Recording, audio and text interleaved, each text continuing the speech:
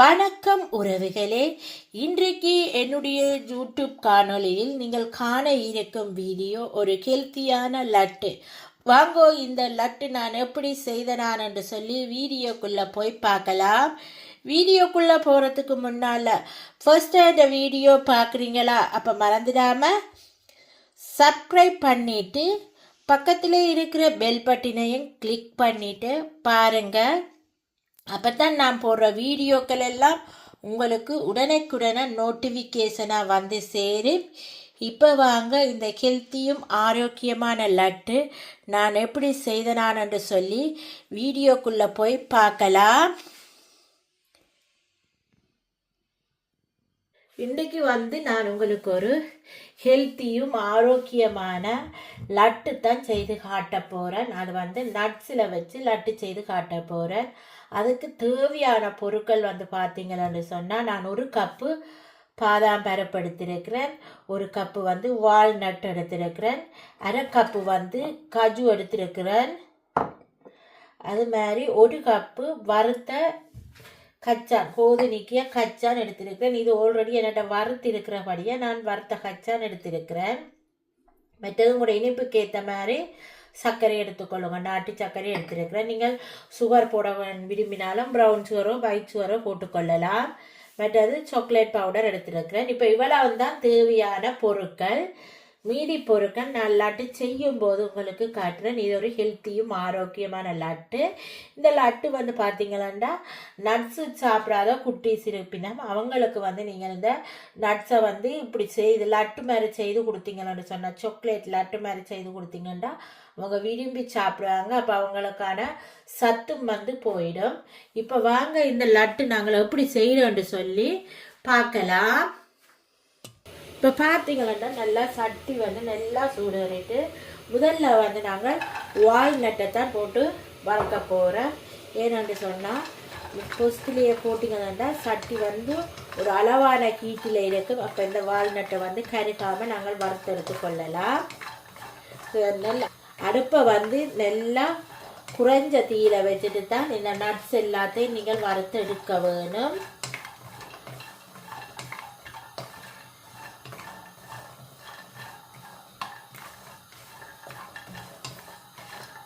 இப்போ பார்த்தீங்கன்னா இந்த வால்நட்டு நல்லா வறுபட்டுட்டது. இப்போ நாங்கள் இதை இன்னொரு பாத்திரத்துக்கு மாற்றிக்கொள்ளுவோம். அதே மாதிரி நாங்கள் இப்போ எடுத்து வச்சிருக்கிற கஜுவையும் போட்டு இதையும் நல்லா ரோஸ்ட் பண்ணி எடுத்துக்கொள்ளுவோம். நீங்கள் இதை இப்படி அடுப்பில் வச்சு வறுக்காமல் நீங்கள் மைக்ரோ அவனில் ரோஸ்ட் பண்ணி எடுத்துக்கொள்ளலாம். நான் வறுத்து செய்கிறேன். உங்களுக்கு ஈஸியாக வேணுமென்னு சொன்னால் நீங்கள் மைக்ரோ அவனில் வச்சு எடுத்தீங்கன்னு சொன்னால் ரோஸ்ட் ஆகிடும். அதுக்கப்புறமா இந்த லட்டு செய்யலாம். இப்போ இந்த நட்ஸை நீங்கள் கன நேரம் வறுக்க வேணும் இல்லை, எல்லாமே ஒவ்வொரு 5 நிமிஷம் வறுத்தீங்களாண்டாலே டக்குண்டு இந்த நட்ஸ் எல்லாம் வறுபட்டுடும் பாருங்கள். இப்போ இந்த கஜுவும் நல்லா வறுபட்டுட்டது. இப்போ இதையும் நாங்கள் இன்னொரு பாத்திரத்தில் மாற்றிக்கொள்ளுவோம்.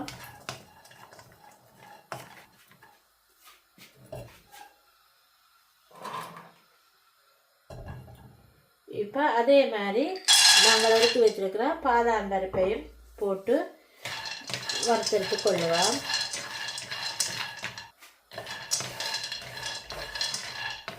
நட்ஸை நீங்கள் வறுத்து செய்தீங்கன்னு சொன்னாதான் இந்த லட்டு கொஞ்ச நாளைக்கு நீங்கள் வச்சு சாப்பிடலாம். ஃப்ரிட்ஜில் வைக்க தேவையில்லை, வெளியிலேயே நீங்கள் இந்த லட்டை வச்சு சாப்பிடலாம். வறுக்காமல் செய்தீங்கன்னு சொன்னால் அந்தண்டைக்கு தேவைக்கு ஏற்ப மாதிரி நீங்கள் எடுத்து லட்டு செய்து கொள்ளலாம்.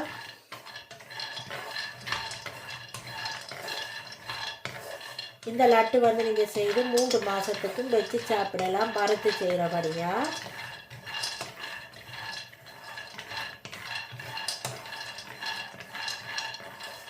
உங்கள்கிட்ட இதில் வேறு நட்ஸுகள் இருந்தாலும் நீங்கள் உங்களுக்கு என்ன நட்ஸ் இருப்போமோ அதெல்லாம் நீங்கள் போட்டு செய்து கொள்ளலாம். இப்போ பார்த்தீங்கன்னா பாதாம் பருப்பும் நல்லா வறுபட்டுட்டு இப்போ நாங்கள் இதையும் இறக்கி கொள்ளுவோம்.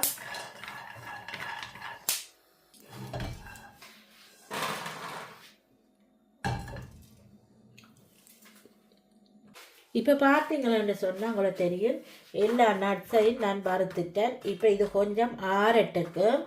ஆறினத்துக்கு அப்புறம் என்ன செய்யணும்னு சொல்லி பார்க்கலாம். இப்போ வந்து நட்ஸ் எல்லாம் மாறிட்டுது. இப்போ நான் இந்த மிக்சி ஜாரில் முதல்ல பாதாம் பருப்பு, காஜு, இந்த வால்நட்டை போட்டுக்கொள்ளுறேன்.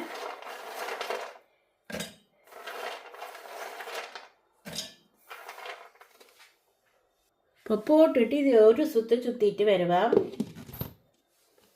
இப்போ பார்த்தீங்கன்னா ஒரு சுற்றி இருக்கிற பாருங்க அப்படி இருக்கணும்.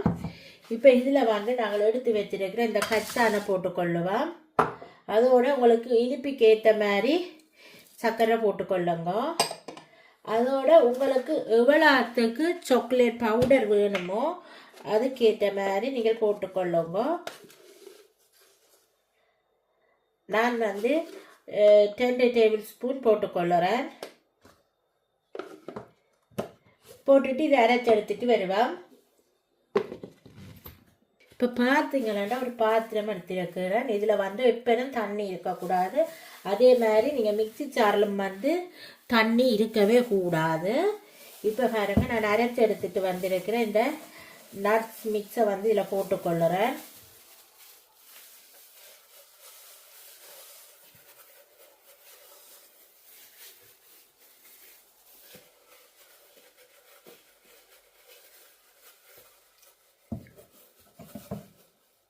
இப்போ எல்லாத்தையும் நல்ல வடிவாக மிக்ஸ் பண்ணி எடுப்பேன்.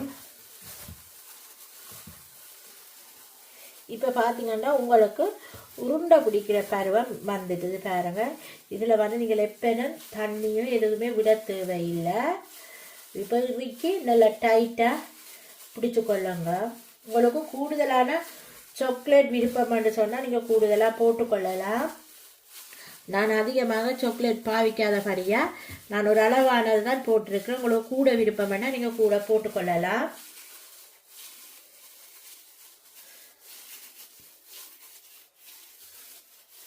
பார்த்தீங்களாண்டா நல்ல அழகாக லாட்டு பிடிக்க வந்துட்டு பாருங்க. இப்படி வந்திருக்கன்னு சொல்லி நீங்களும் இதே மாதிரி செய்து பாருங்க.